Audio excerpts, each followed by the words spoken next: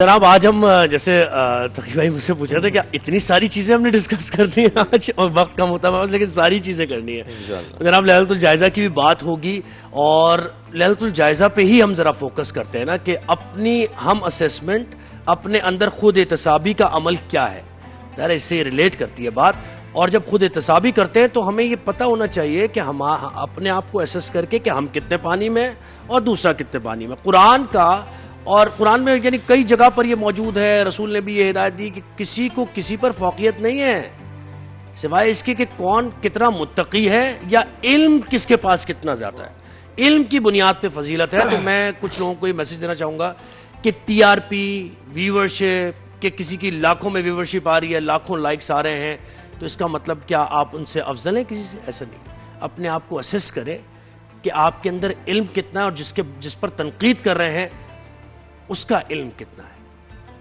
تو افضلیت فضیلت علم کی بنیاد پہ اور یہ بہتر طور پہ علامہ صاحب اور مفتی صاحب مجھے بتائیں علامہ صاحب بتائیں یہیں سے ذرا گفتگو کا آغاز کرتے ہیں بہت سے لوگ تنقید کر دیتے ہیں جی بے شک جی بسم اللہ الرحمن الرحیم دیکھیں سب سے پہلا حکم جو قرآن کریم کی صورت میں حضور سرور کائنات پر نازل ہوا اور جو ہماری ہدایت کے لیے ہے وہ ہے بسم اللہ الرحمن الرحیم اقرأ بسم ربک الذی خلق پڑھو اپنے رب کے نام سے جس نے تمہیں پیدا کیا تو سب سے پہلے تو حکم ہی پڑھنے کا ہے اور یہ عام امت کے لیے پڑھنے کا حکم ہے تو جو علماء کرام ہیں جو اس مسند پر اپنے آپ کو محسوس کرتے ہیں جو اپنے ساتھ مولانا کا ٹائٹل لگاتے ہیں یا کوئی بھی ٹائٹل اپنے ساتھ استعمال کرتے ہیں انہیں کتنی ضرورت ہے کہ وہ پڑھیں پہلے مطالعہ کریں کتابوں کا صرف اپنے لباس کو دیکھ کر اور لباس پہن لینے سے کوئی عالم یا کوئی مفتی یا کوئی مولانا نہیں بن جاتا جب تک کہ کوئی اسٹڈی نہیں کر رہا اہل علم نہیں بن رہا اور قرآن کریم میں بیان کیا ہے کہ قل هل يستوي الذين يعلمون والذين لا يعلمون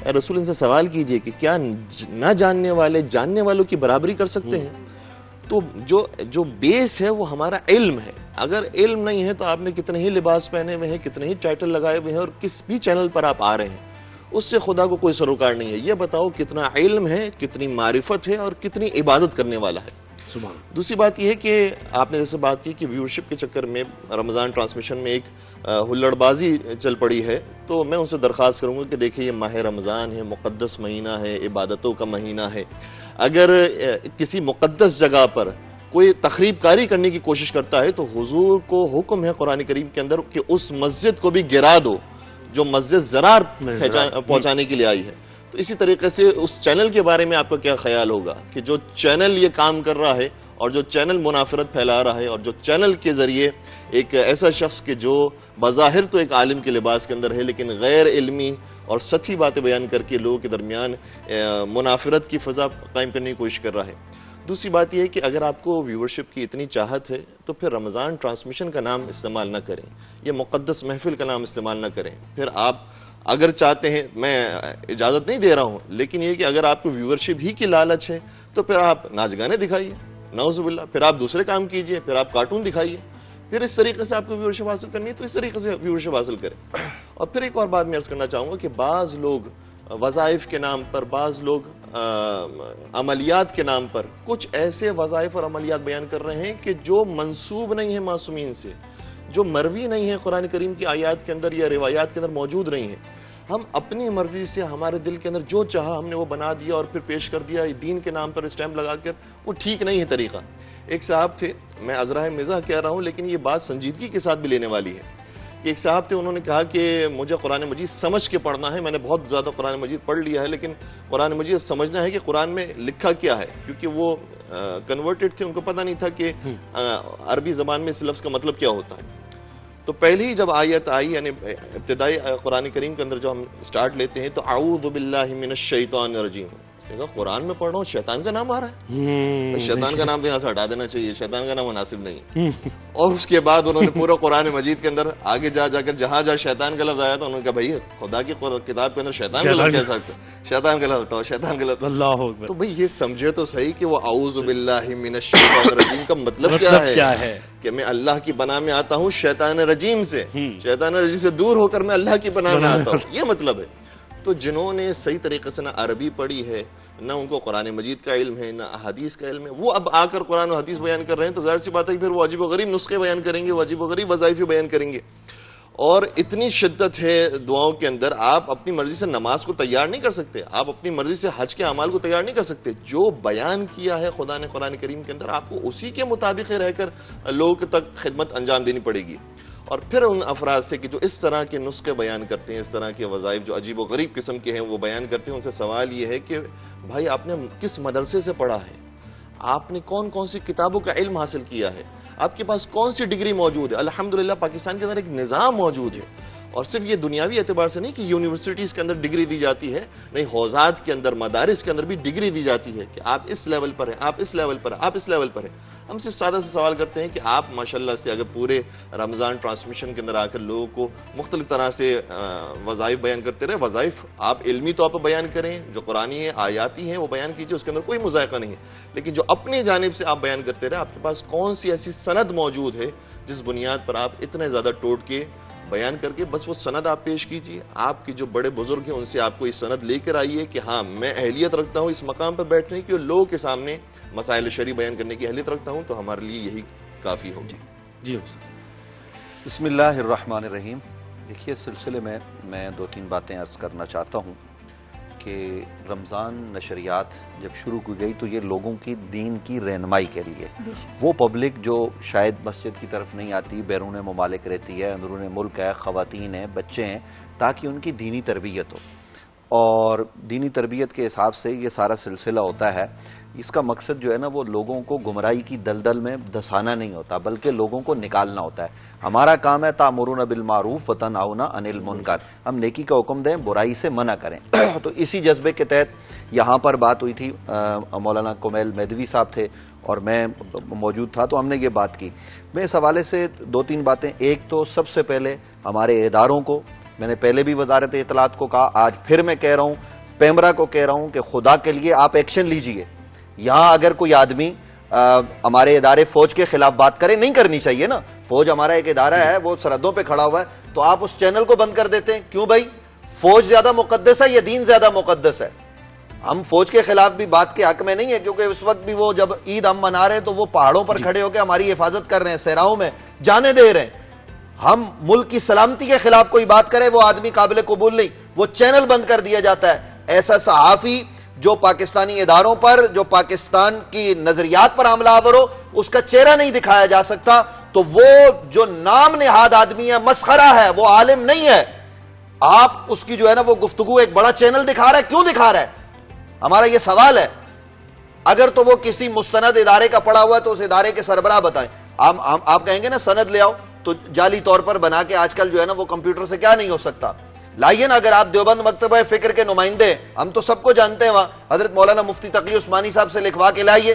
آپ نے ہمارے حوالے سے بات کی ہے. الحمدللہ اہل سنت و جماعت جو ہم ہیں پاکستان میں، ہمارے جو سب سے بڑے بزرگ ہیں، حضور قبلہ پیر طریقت رہبر شریعت قبلہ پیر سید حسین الدین شاہ صاحب دامت برکاتہم العالیہ، 96-97 برس کی عمر میں ان کا ہاتھ ہماری پشت پر ہے.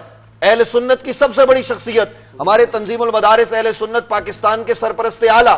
الحمدللہ ہم تو بتا رہے ہیں ہمارے یہ بزرگ ہیں، اور ہم یہاں ان کی اجازت سے وہ بات کرتے ہیں جو لوگوں کے لیے فائدہ بخش ہو. یہ مسخرے، یہ 2 نمبر لوگ جو کبھی جو ہے نا وہ چینل پر بیٹھ کر کہتے ہیں بیٹے کا انتقال ہو جائے تو اس کی بیوی جو ہے نا وہ اپنے سسر سے جو ہے نا وہ نکاح کر سکتی ہے. یہ تو ان کی علمی اوقات ہے. آئیے لائیے، ہم پورے پاکستان کے سامنے چیلنج کرتے ہیں اس مسخرے کو. مسخرہ پن مت دکھاؤ. آپ یہاں ٹیبل پر لا کر عربی کتاب رکھیے جس پر اعراب نہ لگے ہوئے ہوں، بغیر اعراب کے نا، ایک تو زبر زیر پیش لگی ہوتی ہے، لائیے بیٹھ کے اس سے پڑھوائیے. 2 لفظ نہیں پڑھ سکتا، اور باتیں جو ہے نا وہ اتنی بڑی بڑی، جناب لوگوں کو وہ یہ کہہ رہے ہیں کہ یہ جو ہے نا وہ منافرت پھیلا رہے ہیں. کون سی منافرت ہے؟ ہم اتحاد امت کا درس دے رہے ہیں، اس وقت ملت کی یکجہتی کی بات کر رہے ہیں. لیکن آپ نے جو ڈرامے لگائے ہوئے، جس طریقے سے آپ جو ہے وہ عورتیں فون کال کر کے آپ کو کہتی ہیں میں آپ سے شادی کرنا چاہتی ہوں، میں اپنا فطرہ جو ہے وہ محبوبہ کو، یہ فطرانے کا مذاق ہے، یہ دین کا مذاق ہے. آج آپ فطرے پہ بھی بات کریں گے، یعنی فطرانہ یہ ایک دینی فریضہ ہے. زکوٰۃ و صدقات اللہ نے ان کو فرض کیا ہے، زکوٰۃ فرض ہے، اور آپ اللہ کے فرض کردہ اس زکوٰۃ کے امر کا مذاق اس طریقے سے چینل پہ اڑائیں کہ جناب مجھے عرض کرنے دیجئے، آپ چینل پر یہ مذاق اڑائیں.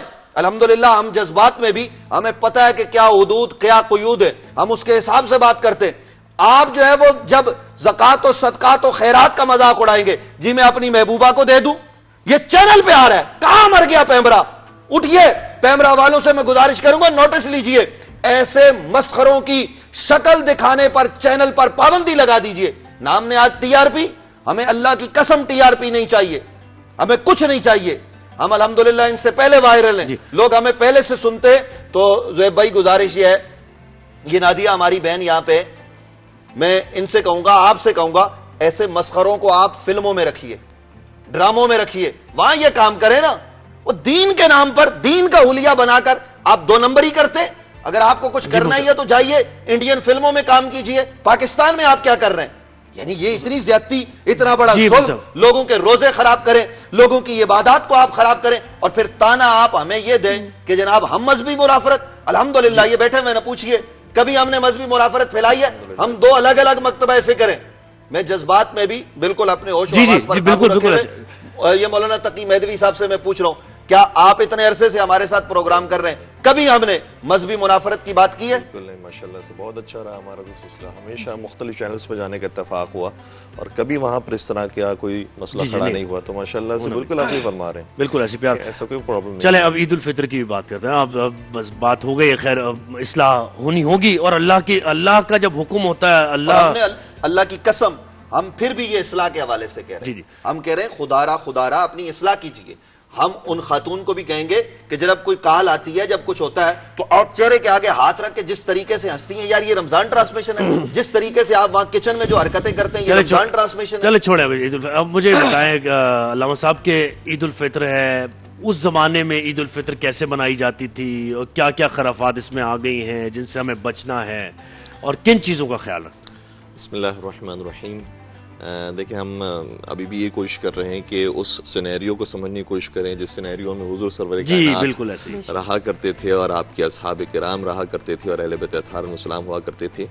تو آپ کا انداز یہ تھا کہ جیسے ہی چاند رات داخل ہوتی تھی، وہ رات ہی آپ کی عبادتوں کی رات ہوتی تھی، اور ساری رات آپ عبادات میں گزارا کرتے تھے. ہمارے یہاں پر بھی رات بھر لوگ گھر سے باہر تو نکلتے ہیں، لیکن وہ مقصد کوئی اور ہے. یہاں پر حضور کا جو گھر سے باہر نکلنے کا مقصد ہے وہ بھی عبادات ہے، عبادات کے ساتھ رات گزارا کرتے تھے. اور مولا متقیان کے بارے میں بطور خاص روایت ہے کہ ان امیر المؤمنین لا ینام 3 لیال. مولا متقیان 3 راتوں میں، سال بھر کے اندر صرف 3 راتیں ایسی آتی تھی جب کبھی آپ آرام نہیں فرماتے تھے اور پوری رات جاگ کر گزارا کرتے تھے. ایک شب 15 شعبان جس کو شب بارات بھی کہا جاتا ہے، پھر شب 23 رمضان جس کے بارے میں زیادہ احتمال ہے ہمارے پاس روایات کے مطابق کہ وہ ممکنہ شب قدر ہو، اور پھر یہ شب عید الفطر. اس رات کو پوری جاگ کر گزارا کرتے تھے. اور ظاہر سی بات ہے جب آپ جاگا کرتے تھے تو ساری رات آپ کی عبادات کے اندر، دعاؤں کے اندر گزرا کرتی تھی. اور باقاعدہ کتاب مفات الجنان کے اندر وہ اعمال ذکر ہیں کہ کون کون سے اعمال، کون کون سی عبادات اور کون کون سے نمازیں انسان کو انجام دینی چاہیے. ایک نماز ہے کہ جو 10 رکعتی ہے، یعنی 2 رکعت کر کے پڑھی جائے گی. ایک نماز ہے 2 رکعتی ہے. ایک نماز ہے 14 رکعتی ہے. یہ آج کی رات کے اعمال کے اندر ہے. تو میں درخواست کروں گا کتاب مفات الجنان کو دیکھیں اور اس کے اندر جو اعمال بیان کیے گئے ہیں ان کو پڑھیں. اس کے بعد جب یہ رات ختم ہوتی ہے اور نماز شب کا وقت آتا ہے، نماز شب آپ نے انجام دی، نماز تہجد پڑھی، اور اس کے بعد آپ نے نماز فجر کو انجام دیا. پھر غسل انجام دینا، طلوع آفتاب کے فوراً بعد غسل انجام دینا، یہ بہت مستحب ہے اور اس کا انتہا سے زیادہ ثواب ہے. پھر غسل کے بعد آپ کچھ افطار کرتے تھے، اور روزہ چونکہ رکھنا حرام ہے اس لیے آپ اسی وقت ہی کھانا تناول فرما لیا کرتے تھے. پھر آپ جب کھانے میں کیا، کھانے میں زیادہ تر جو روایات کے اندر ہے وہ شیرینی اور کچھ جو میٹھی جو غذا ہیں جیسے کھجور ہے وہ آپ تناول فرمایا کرتے تھے. اور اس کے بعد جب آپ نماز عید پڑھانے کے لیے تشریف لے جاتے تھے تو نماز عید کے بارے میں حکم یہ ہے کہ اگر انسان مکہ میں ہو تو اسے چاہیے مسجد الحرام میں نماز عید پڑھے، لیکن اگر مکہ کے علاوہ کسی بھی دنیا کے کونے میں ہو پھر اسے چاہیے کہ صحرا میں نکل جائے، کھلے آسمان کے نیچے نماز عید انجام دے. اور اس طریقے سے انسان جائے جو حضور سرور کائنات کا طریقہ تھا کہ آپ پیدل چلا کرتے تھے اور پا برہنہ چلا کرتے تھے، پا برہنہ جایا کرتے تھے، اور پھر راستے میں کوئی مستحق نظر آتا تھا تو آپ اسی وقت فطرہ اپنا ادا کر دیا کرتے تھے. تو افطار کرنے کے بعد فطرہ نکالنا یہ سب سے زیادہ افضل وقت ہے. اور پھر انسان نماز پڑھنے کے لیے یا پڑھانے کے لیے جائے، اور نماز عید پڑھنے کے بعد پھر انسان کے لیے دن وہ فری ہو جاتا ہے کہ پھر جو عام دنوں کی طرح سے دن گزرتا ہے انسان کا، نماز ظہر پڑھنی ہے، عصر پڑھنی ہے، مغرب اور عشاء پڑھنی ہے، اس طریقے سے اپنے دن کو گزارے. لیکن ایک سوال کیا ایک مولا متقیان کی کنیز سے، جب مولا کی شہادت ہو گئی تو سوال کیا کہ مولا متقیان کس طرح سے شوال کا مہینہ گزارتے تھے اور کس طرح سے رمضان کا مہینہ گزارتے تھے. تو اس کنیز جو اندر کی بات جانتی تھی اس نے جواب دیا کہ رمضان و شوال سواء. مولا علی کا جو رمضان اور شوال کا مہینہ تھا وہ دونوں برابر ہی لگتا تھا. یعنی جیسی عبادت آپ رمضان میں فرمایا کرتے تھے ویسی ہی عبادت آپ شوال میں بھی کیا کرتے تھے. جیسے روزے آپ وہاں پر رکھا کرتے تھے ویسے روزے یہاں پر بھی رکھا کرتے تھے. اور روزوں کے بارے میں بطور خاص یہ حکم ہے اور حضور سرور کائنات کا فرمان ذیشان بھی ہے. فرماتے ہیں کہ پروردگار نے ہر نیکی کے بدلے انسان کو 10 گنا کم از کم دینے کا فیصلہ کیا ہے. تو اگر انسان 1 مہینہ روزہ رکھ لیتا ہے تو اسے کم از کم 10 مہینے روزہ رکھنے کا ثواب مل جائے گا. اور 2 مہینے بچ گئے. فرمائے ان 2 مہینوں کو اس طریقے سے کمپنسیٹ کیا جائے گا کہ شوال میں 6 دن روزے رکھے جائیں. 6 دن روزے کا مطلب کیا ہوتا ہے کہ 10 گنا اگر اس کا بھی ہو جائے تو 60 دن ہو جائیں. اور 60 دن کا مطلب کیا ہوتا ہے 2 مہینے. 2 مہینے یعنی پورا سال ہی روزے کا. کیا بات. اگر کوئی شخص 4 شوال سے 9 شوال تک جو 6 دن آتے ہیں ان 6 دنوں میں روزہ رکھ لے تو پھر پروردگار رمضان اور شوال کے ان دنوں کی وجہ سے پورا سال روزہ رکھنے کا اسے ثواب عطا فرمائے گا. اور جب امام زین العابدین علیہ السلام کی میں وہ دعا پڑھتا ہوں کہ جو دعائے صحیفہ سجادیہ کے اندر موجود ہے، دعا نمبر 45، جب ماہ رمضان ودا ہو رہا تھا اس وقت آپ نے جملے شاہ فرمایا السلام علیکہ یا شہر اللہ الاکبر ویا عید اولیائہ الاعظم. مولا سید سجاد رمضان کے مہینے کو سلام پیش کر رہے ہیں. اور سلام عام طور پر کس کو کیا جاتا ہے؟ جو ذی شعور ہوتا ہے اس کو سلام دیا جاتا ہے. یہ رمضان کیا ہے؟ رمضان ہمارا رفیق تھا، ہمارا ساتھی تھا، ہمارا دوست تھا. اب ہم سے جدا ہو رہا ہے اور اتنا پیارا دوست تھا کہ اس نے ہم پر بڑے احسانات کیے. ہم چھوٹی چھوٹی نیکیاں کرتے تھے، بڑے بڑے اس نے فیوزات ہم تک پہنچائے ہیں. تو اب جب یہ رمضان کا مہینہ جدا ہو رہا ہے تو اس کو سلام ودا کہا ہے کہ اب تمہاری خدمت میں سلام ہے کہ جو خدا کا عظیم ترین مہینہ تھا اور اولیاء خدا کے لیے عید کا مہینہ تھا. یہ مہینہ عید کا مہینہ تھا، نہ یہ کہ جو اب عید آنے والی ہے وہ عید ہے. یہ مہینہ عید کا مہینہ تھا کہ جس میں ہم ذرا سی نیکی انجام دیا کرتے تھے اور پروردگار اتنا لاکھوں میں ثواب دیا کرتا تھا. اور پھر مولا سید سجاد کا طریقہ یہ ہوتا تھا کہ رمضان ہی کی آخری ایام کے اندر جتنے ان کے پاس غلام ہوا کرتے تھے وہ آزاد کیا کرتے تھے اور یہ کہہ کر آزاد کرتے تھے کہ تم نے ہماری خدمت کی ہے اور کچھ یقیناً تم سے کوتاہی ہوئی ہے، لیکن میں خدا سے دعا کرتا ہوں کہ پروردگار میں نے اپنے غلاموں کو آزاد کیا ہے، اے خدا جو میری کوتاہیاں ہیں پروردگار تو مجھے بھی آزاد. کیا بات ہے، سبحان اللہ، زبردست.